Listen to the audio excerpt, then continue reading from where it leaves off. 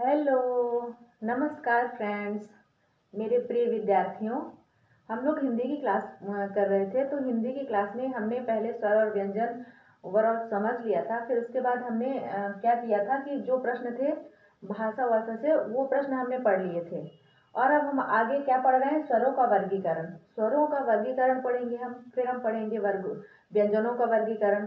तो स्वरों के वर्गीकरण में कल हमने आपको हेडिंग लिखवा दी थी कि स्वरों का वर्गीकरण 4 प्रकार से, मतलब 8 प्रकार से होता है। और सॉरी, आज एक में और एक्स्ट्रा ऐड हो गया है। ये जो पहला हमारा है, मतलब कल जो हमने पढ़ लिया था उसको छोड़ के जो आज हम पढ़ रहे हैं, आज की क्लास का जो पहला वर्गीकरण है वह है जीवा के उच्चारण स्थान के आधार पर। जीवा के उच्चारण स्थान के आधार पर मतलब आप मानेंगे नहीं, 5 प्रकार के स्वर होते हैं। जैसे पहला है अग्रस्वर, अग्रस्वर, मध्य स्वर, पश्च स्वर। फिर है शिथिल स्वर और कठोर स्वर। अग्रस्वर जैसा कि आपको शब्द से ही मतलब पता चल रहा है, बोलने से अग्रस्वर यानी आगे वाले भाग से। अब बात हो रही जीवा के उच्चारण स्थान के आधार पर। तो जीवा का उच्चारण स्थान क्या होगा? आगे। यानी परिभाषा इसकी ये है, अगर हम समझे कि जिस स्वर का, यानी जिन स्वरों का उच्चारण करते समय, ये जो जीवा, देखिए हमने जीवा बना भी दी है ताकि हमको समझने में आसानी हो। जिन स्वरों का उच्चारण करते समय जीभ का आगे वाला भाग हमारा सक्रिय रहता है, सक्रिय रहता है यानी ये ज्यादा काम करता है, तो वो स्वर क्या कहलाते हैं? हमारे अग्रस्वर कहलाते हैं। और जिन स्वरों के उच्चारण में जीभ का जो बीच वाला भाग है, ये वाला भाग, ये वाला सक्रिय रहता है, वह क्या कहलाते हैं? मध्य स्वर कहलाते हैं। और स्वरों के जिन जिन स्वरों के उच्चारण में जीभ का जो पीछे वाला भाग सक्रिय रहता है, यानी जिनका उच्चारण आगे वाले भाग से होता है वह अग्र स्वर, जिनका उच्चारण, जिन स्वरों का उच्चारण बीच वाले भाग से होता है वह मध्य या बीच वाले स्वर, और जिन जिन स्वरों का उच्चारण आपका जीभ के जो लास्ट वाला भाग है, आखिरी वाला भाग, तो वह क्या है? वहां से होता है, तो उसको हम पश्च स्वर कहते हैं। अब इसी में 2 प्रकार और आ गए हैं, शिथिल स्वर और कठोर स्वर। तो शिथिल, जैसे कि शिथिल यानी ढीला होता है, यानी जिन स्वरों का उच्चारण आराम से हो सके, जीभ को बहुत ज्यादा कड़ा ना करना पड़े, बहुत तेज से जोर ना लगाना पड़े, वह क्या हो जाएंगे? हमारे शिथिल स्वर हो जाएंगे। तो शिथिल स्वर में हमारे क्या आ जाएंगे? अ, ई, उ। आप बोल के देखिए, अ, ई, उ, कितना आराम से बोल लेते हैं हम। लेकिन जब वही कठोर जब हम बोलते हैं, तो कठोर स्वर में क्या होता है? आ, ई, उ, ज्यादा जोर लगाना पड़ रहा है ना, तो क्या हो जाएंगे? हमारे शिथिल और कठोर स्वर। अब हम आइए इनके एक एक के उदाहरण देख लेते हैं। तो हमारा जो ये अग्र स्वर है, अग्र स्वर में हमारे कितने हैं? 5 अग्र स्वर, यानी 5। 5 स्वरों का उच्चारण हमारा आगे वाले, जीभ के आगे वाले भाग से होता है। ये क्या है? हमारे अग्र। अग्र, इसमें क्या आ जाएगा आपका? ई, ई, ए, आय और री। आप लोग बोल के देखिए, बोल के देखिए, पता चलेगा। चलिए हम साथ में बोलते हैं। नहीं है, देखिए, ई, ई, ए, ऐ, री, ई, ई। आप देखिए आगे वाला भाग सक्रिय हो रहा है ना, ए, ऐ, री। री में तो एकदम स्पष्ट, मतलब हल्का हल्का टच होता महसूस होता है ना आगे वाला भाग जीभ का, तो क्या हो जाएंगे? अग्र स्वर हो जाएंगे। उसी तरह हम मध्य वाले स्वर देख लेते हैं। मध्य स्वर सिर्फ एक ही है, वो है अ। अ आप अ बोलेंगे तो आपको आगे पीछे के जो जीभ के भाग है वो ज्यादा सक्रिय नहीं लगेंगे, बीच वाला भाग थोड़ा सक्रिय लगेगा।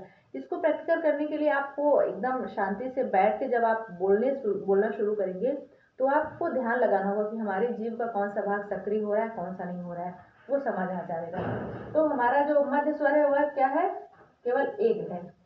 मध्य स्वर हमारा क्या है? अ, छोटा वाला आ नहीं, छोटा वाला अ। हमारे पश्च स्वर कितने हैं? पश्च स्वर हैं हमारे 6। पश्च स्वर है हमारे अ, उ, आ नहीं, आ बड़ा वाला आ, उ, उ। देखिए ई, ए, ऐ तो हमें ही पढ़ लिए, तो क्या बचा? ओ हमारा बचा, अ बचा हमारा, और आ यानी वो आगत वाला जो आया हुआ वो कॉलेज, डॉक्टर, कॉफी, कॉपी, वो वाला ये आगत स्वर वाला। तो ये हो गया हमारा फर्स्ट स्वर। अब हम जल्दी से दोहरा लेते हैं। अगला जो जीभ के आगे वाले भाग से उच्चारण होता है जिन स्वरों का, वह अग्र स्वर कहलाते हैं। इनकी संख्या होती है हमारी 4। इनकी संख्या ई, ए, ए, सॉरी 5, ई, ए, री। जीभ के आगे वाले भाग से 5 स्वरों का उच्चारण होता है, ई ई ए ऐ री। जीभ के बीच वाले भाग से उनको मध्य स्वर कहा जाता है, एक स्वर का उच्चारण होता है, वह है अ। जीभ के पीछे वाले भाग से हमारे स्वरों का उच्चारण होता है, वो है छ। तो क्या हो जाएगा हमारा आ, कौन सा बड़ा वाला आ हो जाएगा हमारा, उ ओ और अ। बड़ा वाला आ उ ओ अ। कितने हो गए हमारे, 6 हो गए। अब हम पढ़ते हैं मुख की आकृति के आधार पर स्वर का अगला वर्गीकरण का अगला जो प्रकार है हमारा, वह हमारा मुख के आकृति के आधार पर। मुख की आकृति के आधार पर स्वर होते हैं 4, विवृत, अर्धविवृत, समृत, अर्धसमृत। विवृत, अर्धविवृत, समृत, अर्धसमृत। विवृत क्या होता है, जिन स्वरों को बोलते समय हमारा मुंह खुलता है, क्या होता है, खुलता है, वह क्या होते हैं हमारे, विवृत होते हैं। अर्धविवृत क्या होते हैं, जिन स्वरों को बोलते समय हमारा मुंह पूरा नहीं खुलता, आधा खुलता है, लगभग आधा खुलता है, वह क्या है हमारे अर्धविवृत। अब समृत, जिन स्वरों को बोलते समय हमारा मुंह लगभग बंद होता है, जैसे ई उ, ये सब बोलते समय मुंह देखिए लगभग बंद होता है। और वो फिर उसके आगे वाला है अर्धसमृत। अर्धसमृत में मुंह क्या होता है कि बंद तो नहीं होता, लेकिन बंद की अपेक्षा थोड़ा सा ज्यादा खुला होता है। अर्धसमृत की तरह भी नहीं होता, लेकिन अर्धसमृत से थोड़ा कम खुला होता है, बंद से थोड़ा ज्यादा खुला होता है, तो हमारा अर्धसमृत हो गया। अब हम इनके उदाहरण देख लेते हैं। ये देखिए, ये हमने मुंह बनाया, ये कितना खुल रहा है, कम खुल रहा है, ज्यादा खुल रहा है। आप देखिए विपरीत में क्या आ जाएगा हमारा, आ। जैसे मम्मी लोग जब खाना वाना खिलाते हैं ना बच्चों को, हम लोग भी खाए थे, तो मम्मी लोग क्या कहते हैं, आ करो, आ करो, यानी आ करो मतलब पूरा मुंह खोलो, तो क्या हो जाएगा, विपरीत। आ करो तो वो विपरीत। जब पूरा मुंह खोलना होता है तो उसका उदाहरण क्या है, आ करो, तो आ हो जाएगा हमारा विपरीत, यानी पूरा मुंह खोलना है। फिर हमारा अर्ध विपरीत में क्या आ जाएगा, ए ओ। अर्ध विपरीत में ए ओ बोलते हैं, हम देखते हैं ए ओ ना, ये पूरा खुल रहा है, पूरा नहीं खुल रहा है, लेकिन बंद भी तो नहीं हो रहा है। अब उसके आगे हमारा समृद्ध। समृद्ध में समृद्ध स्वरों की संख्या होती है 5, ई उ री। आप किसी की बात मत मानिए, किसी की भी बात मत मानिए, आप लोग खुद से उच्चारण करिए ना। उच्चारण करेंगे तो आपको पता चलेगा किनके उच्चारण में ज्यादा खुल रहा है, किनके उच्चारण में कम खुल रहा है। मैं इसलिए उच्चारण करके आपको दिखा रही हूँ, ताकि आपको ये ना लगे कि नहीं बस ऐसे लिख के और पढ़ा दिया। मैं उच्चारण करके आपको बता रही हूँ ना, इसीलिए। तो कितने होते हैं, जैसे कि ई बोलेंगे आप, ई उ री, तो क्या मुंह पूरा खुल रहा है, लगभग बंद ही है। अब उसके नीचे आता है अर्ध समृद्ध, यानी लगभग आधा मुंह खुला होता है, तो ए ओ देखिए लगभग मतलब बंद से थोड़ा ज्यादा खुला होता है। अब हमारा 6वां प्रकार आया उच्चारण स्थान के आधार पर। स्टूडेंट्स, आज हम स्वरों का वर्गीकरण खत्म कर लेंगे। आज हम स्वरों का वर्गीकरण एकदम खत्म कर लेंगे, फिर कल से हम पढ़ेंगे व्यंजन का वर्गीकरण। देखिए स्वर के वर्गीकरण की 2 क्लास गई है, तो कुछ छूटा नहीं है, आप लोग निश्चिंत रहिएगा, मैंने कुछ भी नहीं छोड़ा है, बस आप लोग पढ़िए। और हाँ, कुछ लोगों को कहना है कि मैम पीडीएफ चाहिए, तो मैं थोड़ा साइड से हट जा रही हूँ। आप लोग वीडियो को पॉज करके स्क्रीनशॉट ले लें, नहीं तो थोड़ा सा उसको जूम करके देख लिया करें, वो दिखेगा, दिखता, ये देखिए मैं हट गई। अब आया हमारा 6वां उच्चारण स्थान के आधार पर। उच्चारण स्थान पर के आधार पर स्वर कितने प्रकार के होते हैं, 5 प्रकार के। यही बहुत कंफ्यूजन होता है, ये तो थोड़ा बहुत याद भी हो जाता है, लेकिन यहाँ पे इतना बढ़िया कंफ्यूजन होता है कि आदमी उसी में घूमता रहता है गोल गोल, बिल्कुल 360 की तरह। तो पहला क्या है, कंठ स्वर। दूसरा क्या है, तालव्य, मूर्धन्य, ओष्ठ, कंठोष्ठ, तालु। अब हम इस चित्र के माध्यम से समझते हैं। लोग ऊपर से नीचे जाते हैं ना, हम लोग नीचे से ऊपर चलते हैं। ये है हमारा कंठ, ये कंठ आएगा हमारा ना। कंठ के बाद हमारा क्या आएगा, यहाँ पे तालव्य आएगा ना, यहाँ पे मतलब जीभ के ऊपर। अब हम अंदर तो दिख नहीं रहा, कैसे बताएं। यहाँ क्या आ जाएगा, तालव्य आएगा। तालव्य के बाद क्या आ जाएगा, मूर्धन्य आएगा हमारा। मूर्धन्य के बाद हमारा क्या आ जाएगा, ओंठ। ओंठ के अंदर ये हमारा दांत, क्या है हमारा, दांत। तो हम क्या पढ़ते हैं कि जो हमारा कंठ स्वर है, जो हमारा कंठ स्वर है, इन स्वरों की संख्या है हमारी 2। यानी जिनका उच्चारण, जिन स्वरों का उच्चारण करना, यानी जिन स्वरों को बोलते समय हमें कंठ पे जोर लगाना पड़ता है, या हमें महसूस होता है कि हमारे कंठ से आवाज आ रही है, कंठ से हवा निकल रही है, वह कंठ स्वर कहलाते हैं। बस इतनी सी बात है। तो कंठ स्वर में क्या है? आ, आप बोल के देखिए, अ आ। ठीक। अब इसी तरह इसके आगे क्या है हमारा? तालव्य। तालव्य में क्या है? ई ए। तालव्य मतलब ये जो हमारा मुंह होता है, मुंह को जो ऊपरी वाला भाग जो होता है, कंठ के ऊपर जो ऊपरी वाला भाग होता है, वो होता है हमारा तालव्य। जब आप बोलेंगे ई ई ए, आप क्या बोलेंगे? ई ए, तो आपको महसूस होगा कि हमारा जो ऊपर है ना तालव्य, वहां पे जोर लग रहा है बोलते समय। और उसके बाद आया हमारा मूर्धन। मूर्धन री यानी री। जब ये जो जीभ है हमारी ऊपर जाके टच होती है तो वह क्या कहलाता है? मूर्धन। तो हमारा मूर्धन स्वर है री। होस्ट स्वर का क्या है हमारा? उ ओ आओ, उ ओ आओ। आप लोग मेरे फेस को देखिए, मेरे होठ को देखिए, वो दिखेगा उ ओ आओ। ये अंदर से नहीं निकल रहा है। आप लोग प्रैक्टिकल करिए, आप लोग को पता चलेगा कि इस बोलते समय होठ का ही सारा काम हो रहा है। तो उसके बाद है कंठ तालव्य। हमारा कंठ तालव्य यानी कंठ और तालव्य दोनों का साथ में मिक्स हो, यानी ये और ये जो मुंह है हमारा, उसके ऊपर जो होता है वो तालव्य, ये दोनों मिले हो। कंठ तालव्य क्या होते हैं हमारे?